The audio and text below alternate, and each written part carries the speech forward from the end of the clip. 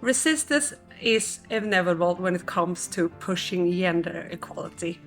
And when we see the backlashes in the world, we really have to find new strategies and new methods of tackling and overcoming resistance. I learned that double diamond as a method can really do that, to discover, to define, develop, and deliver new action to tackle resistance is the way forward. We have to embrace resistance as part of transforming gender inequalities. That's why resistance always needs to be in focus in our work. Otherwise, we will not see progress.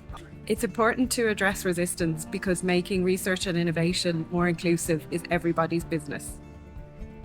It is important to tackle resistances because we have to be aware of the fact that successes or even baby steps in the right direction are nothing we should take for granted.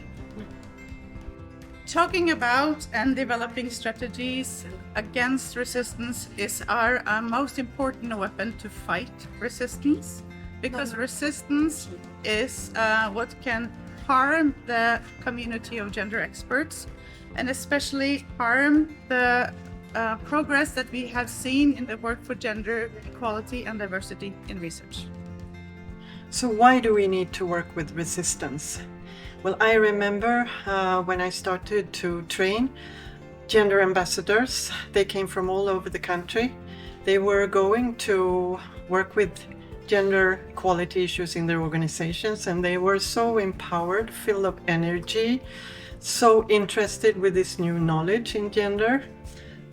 And they were anticipating this great embracement when they came to the organization. But when they came there, they met resistance, and they were totally unprepared for this. So working with the resistance is giving them their best opportunity to do their work.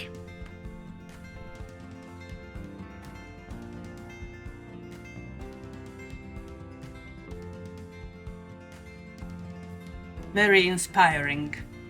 And process understanding. Positive. Super inspirational. Inspiring. Surprising and at the same time not surprising. Inspiring. It was enriching. Empowering. Proud.